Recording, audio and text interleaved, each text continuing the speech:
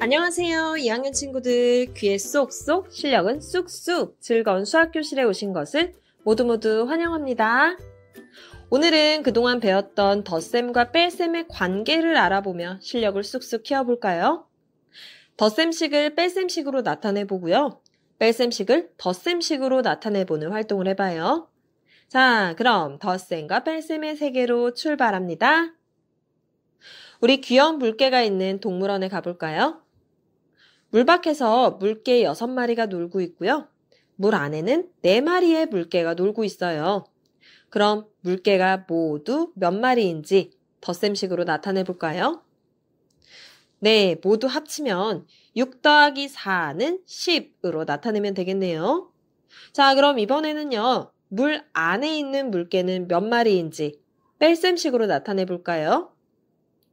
물개가 모두 몇 마리였죠? 그렇죠. 10마리였죠. 그럼 물 안에 있는 물개는 전체 물개에서 물 밖에 있는 물개를 빼주면 되겠네요. 그럼 10마리에서 물 밖에 있는 물개 6마리를 빼니까 10 빼기 6은 4가 나오게 되죠. 그래서 우리 물 안에 있는 물개는 4마리가 됩니다. 라고 할 수 있어요. 그럼 이번엔 물 밖에 있는 물개를 뺄셈식으로 나타내 볼까요? 이번에도 전체 물개 10마리에서 물 안에 있는 물개 4마리를 빼주면 되겠죠? 그럼 전체 물개는 10마리, 물 안에 있는 물개는 4마리니까 10 빼기 4는 6이라고 나타내면 되겠네요. 자, 그럼 우리 덧셈식 6 더하기 4는 10을 뺄셈식 10 빼기 6은 4, 10 빼기 4는 6 이렇게 나타낼 수 있다는 것 알 수 있었죠? 이렇게 덧셈식과 뺄셈식은 서로 밀접한 관련이 있답니다. 자, 그럼 한 문제 더 연습해 볼까요? 호랑이와 사자가 한 우리에 있어요. 호랑이 7마리, 사자 8마리가 함께 있을 때 호랑이와 사자는 모두 몇 마리가 될까요? 자, 모두 몇 마리인지 구하려면 무슨 셈을 이용하면 될까요? 그렇죠. 덧셈식을 이용해서 식을 세어보면 되겠죠? 자, 호랑이 7마리, 사자 8마리를 더해주니까 7 더하기 8은 15, 즉 15, 15마리라고 계산할 수 있겠네요. 그럼 이번에도 덧셈식을 뺄셈식으로 나타내는 연습해 볼까요? 우리 안에서 호랑이가 밖으로 빠져나왔어요. 그럼 우리 안에 있는 사자는 모두 몇 마리인지 뺄셈식을 이용해서 계산해 볼까요? 우리 호랑이와 사자, 전체 동물의 수가 몇 마리라고 했죠?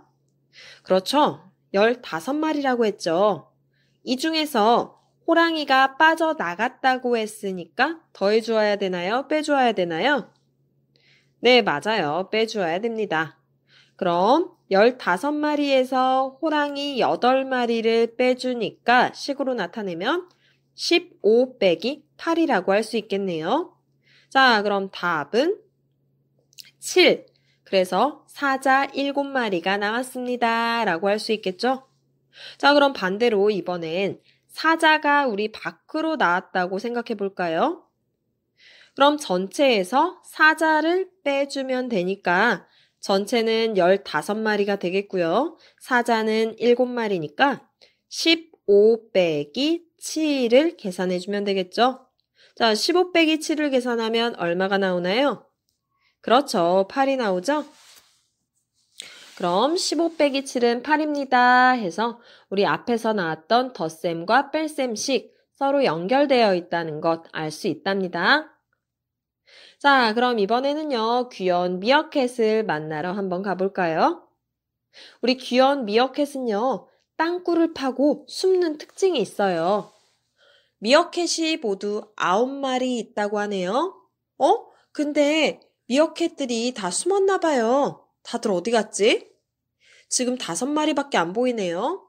그럼 나머지 미어캣이 굴 안에 들어갔으니까 굴 안에 있는 미어캣은 몇 마리인지 우리 뺄셈식으로 나타내어 볼까요? 전체 미어캣이 몇 마리라고 했죠? 그렇죠. 9마리라고 했죠? 자, 그런데 이 중에서 5마리만 나와 있다고 했으니까 굴 안에 있는 미어캣은 9에서 5를 빼주면 되겠죠? 자, 그럼 뺄셈식으로 나타내면 9 빼기 5는 4. 4마리가 굴에 숨어 있다고 할 수 있겠네요. 자, 그럼 이번엔 미어캣이 모두 몇 마리인지 우리 덧셈식으로 나타내어 볼까요? 모두 몇 마리인지 구하려면 어떻게 하면 될까요? 그렇죠. 굴 안에 숨어 있는 미어캣, 그리고 굴 밖에 나와 있는 미어캣의 수를 합하면 되겠죠?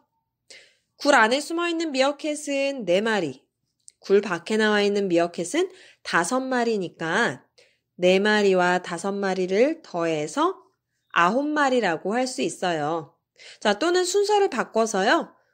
5마리, 4마리, 5 더하기 4는 9라고 해도 상관없답니다. 그래서 우리 이렇게 뺄셈식이 덧셈식으로도 바뀔 수 있다는 것을 알게 되었어요.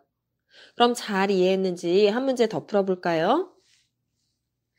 상자 안에 11개의 귤이 있어요. 그런데 선생님이 이 중에서 6개의 귤을 먹었어요. 그럼 몇 개의 귤이 남아있는지 우리 뺄셈식으로 나타내어 볼까요? 자, 상자 안의 귤은 11개라고 했으니까 전체 11개에서 6개의 귤을 꺼냈다고 했으니까 빼기 6을 해주면 되겠죠? 자, 그럼 뺄셈식으로 하면 11 빼기 6이라고 해주면 되고요. 계산값은 그렇죠. 5가 나오게 되겠네요. 그럼 남은 귤의 수는 5개입니다. 라고 할 수 있죠. 자, 그럼 이 11 빼기 6은 5를요.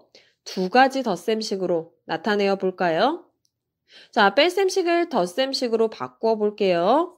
자, 전체 귤 수를 구하면 되는 거니까 꺼낸 귤과 남은 귤을 합쳐서 전체 귤의 수로 만들어주면 되겠죠? 자, 꺼낸 귤 6개, 남은 귤 5개를 합하면 되니까 6 더하기 5는 11입니다. 라고 할 수 있겠네요. 자, 그리고 덧셈식 또 다른 것으로 나타내면 앞과 뒤의 순서만 바꿔주면 되는 거예요. 자, 6 더하기 5는 11입니다. 라고 한 것 대신에 순서를 바꾸어서 5 더하기 6은 11입니다. 라고도 할 수 있답니다. 모두 잘했어요. 자, 그런데 이렇게 자꾸 문제를 풀다 보니까 덧셈식과 뺄셈식이 굉장히 밀접한 관련이 있는 것 같아요. 그럼 둘이 어떤 관계인지 이번에는 덧셈식과 뺄셈식의 관계를 알아볼까요? 이번에는 버스에 타고 있는 친구들 이야기로 한번 알아봐요. 코끼리 버스에 30명의 친구가 타고 있었어요. 그런데 정류장에서 12명이 내렸어요. 그럼 코끼리 버스에는 몇 명이 타고 있는지 우리 식으로 나타내어 볼까요? 처음에 30명이 버스에 타고 있었는데 12명이 내렸다고 했으니까 30에서 12를 어떻게 해주면 될까요? 그렇죠. 빼주면 되겠죠?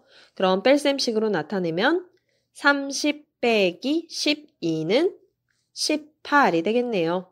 그래서 버스에 남아있는 친구들은 18명이라고 할 수 있겠죠? 자, 그럼 30, 12, 18을 이용해서 이번엔 덧셈식으로 나타내어 볼까요? 자, 모든 친구의 수가 30명이니까 덧셈식으로 나타내려면 어떻게 하면 될까요? 그렇죠. 버스에 타고 있는 친구들과 버스에서 내린 친구의 수를 모두 더하면 되겠죠? 그럼 버스에 타고 있는 친구들 18명과 내린 친구들 12명을 더하니까 18 더하기 12는 30이라고 쓰면 되겠네요. 자, 또는 숫자를 바꾸어서 이렇게 순서를 바꾸어서 12 더하기 18은 30이라고 해도 된다고 했죠. 덧셈은 이렇게 순서를 바꾸어서 해도 상관없답니다. 자, 모두 잘했어요. 그럼 오늘 공부한 내용 정리해 볼까요? 오늘은 덧셈식과 뺄셈식을 서로 바꾸어 적어보는 방법을 공부해 봤어요. 덧셈식을 뺄셈식으로도 바꾸어 봤고요. 뺄셈식을 덧셈식으로도 바꾸어 봤답니다. 자, 그럼 다음 시간에는요, 우리 알 수 없는 수, 네모의 값을 알아보는 것을 공부해 보도록 할게요. 다음 시간에 또 다시 만나요. 모두 안녕! 안녕하세요. 1학년 친구들 귀에 쏙쏙 실력은 쑥쑥 즐거운 수학교실에